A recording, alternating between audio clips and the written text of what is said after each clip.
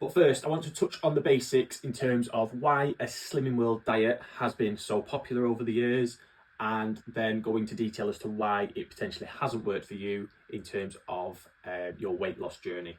So, in terms of making this nice and simple, I just want to talk about what food is. And in order to explain what food is, I want to use the analogy of a car in comparison to the human body. So, our car can either run off petrol or it can run off diesel. And in a similar way, our body runs off food, and food is basically made up of 3 different types of macronutrients, which include carbohydrates, fat, and protein. Now, typically our body will run off either carbohydrates or fat, so it doesn't tend to like to run off protein. Protein is more for kind of recovery and muscle building. So, in terms of energy, I'm going to talk a little bit about calories. So, what is a calorie? So, all a calorie is it's basically a measurement of how much energy is present within our food. So, in 1 gram of carbohydrates, we have approximately 4 calories. In 1 gram of protein, we have approximately also 4 calories. Whereas in 1 gram of fat, we have approximately 9 calories. Okay, so if you go to a personal trainer and you're wanting to lose weight, let's say your body needs 2,000 calories per day to adhere to the demands of the day, let's say, and this personal trainer decides to put you on a 1,500 calorie per day diet in order to create a calorie deficit for you of 500 calories. So you may have heard it said that there is approximately 3,500 calories in 1 pound of fat.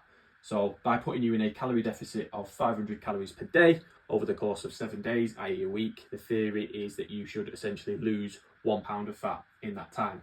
So in terms of looking at how many calories are in each of the macronutrients, and the fact that we are trying to make this number as big as possible in order to lose as much weight in as short a time as possible, and we're looking to make this number as small as possible, it would make sense, okay, to fill our diet with either carbs or protein. Okay, fat, as you can see here, at 9 calories per gram is, from an energy perspective, it's quite expensive. So let's say we were to have 100 grams of carbs at 4 calories per gram, that's 400 calories, and also 100 grams of protein at another 400 calories, that's a combined total of 800 calories.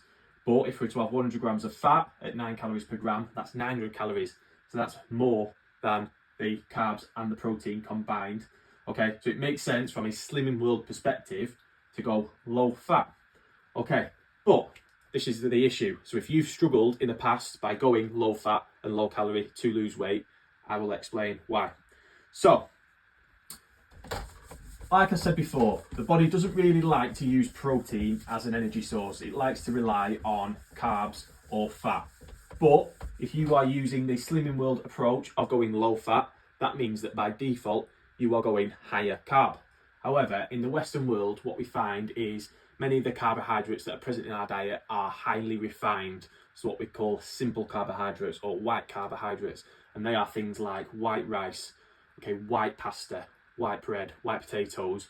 So sugar, so like biscuits, chocolate, sweets, that sort of thing. And what you'll probably find is that a lot of those foods have been chemically engineered by multi-million-pound companies. For example, Kellogg's, who have the slogan that breakfast is the most important meal of the day, yet their products are very high sugar, very low fibre cereals that have been basically chemically engineered to make you be able to eat bowls and bowls and bowls of them without getting any fuller. Okay, it's not a coincidence that you could probably eat 5 bowls of Frosties and then still be hungry an hour later. They've been designed not to suppress your appetite, so that you buy more and more and more of it. So to kind of give you a little bit of an analogy here, let's say I was to give you a family-sized packet of Dorito crisps, and I said to you, eat as many of these crisps as you want and give me the packet back once you've had enough. The chances are you're going to go through the whole bag of crisps and you're still probably going to be hungry, or say half an hour later, you're probably still going to want to eat a chocolate bar or something like that. Whereas, let's flip it, and if I was to give you, let's say, a block of cheese. So a block of cheese is predominantly protein and fat. If I give you that cheese and said, eat as much of this cheese as you want and give it me back when you've had enough, chances are you'll have a few bites of this cheese and say, yeah, it's really tasty, But there's probably going to become a point long before you finish it that you say, do you know what, I've had enough now. And the reason for that is simple. It's because protein and fat combined suppresses your appetite in a way that, do you know what I mean, having refined carbs doesn't have that same effect. So if we're to look at it from an evolutionary perspective, so from an ancestral approach, so back going thousands of years, our ancestors did hunt the food. So essentially they would kill an animal for food. Sorry if you're a vegan or vegetarian. And what that animal will be made of, is predominantly fat and protein. And that probably animal would last them a week or several weeks. So they'd eat this animal and they wouldn't be kind of eating 6 times a day. We wouldn't have the breakfast cereals and all that sort of stuff that we're eating in the modern times. It would be meat and fat, and that would be enough for the kind of human body to feed off on. So in terms of a lot of people now who say, oh no, you need to be eating little and often, that's not how we used to do it thousands of years ago. Do you know what I mean? And coincidentally, all of a sudden now, we have such a problem with obesity. I think the stat is something like 78% of people in this country are overweight, which is shocking. And I'd be kind of questioning, well, where are we going wrong here? And for me, the answer is kind of blaringly obvious as to why that's the case. But going back in terms of what I was talking about in terms of refined carbohydrates and what I spoke about in the previous video in terms of me, myself, in terms of my energy levels.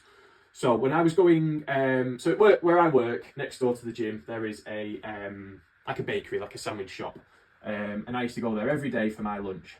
And what I would find is I would, being a creature of habit that I am, I would generally order the same thing every day, which was a white baguette with chicken, stuffing, gravy and cranberry sauce. And don't get me wrong, it was really, really tasty.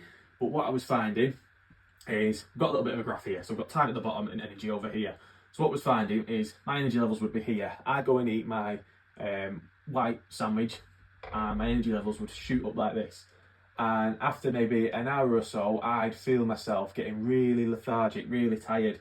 So my energy levels were basically dropping right the way down here.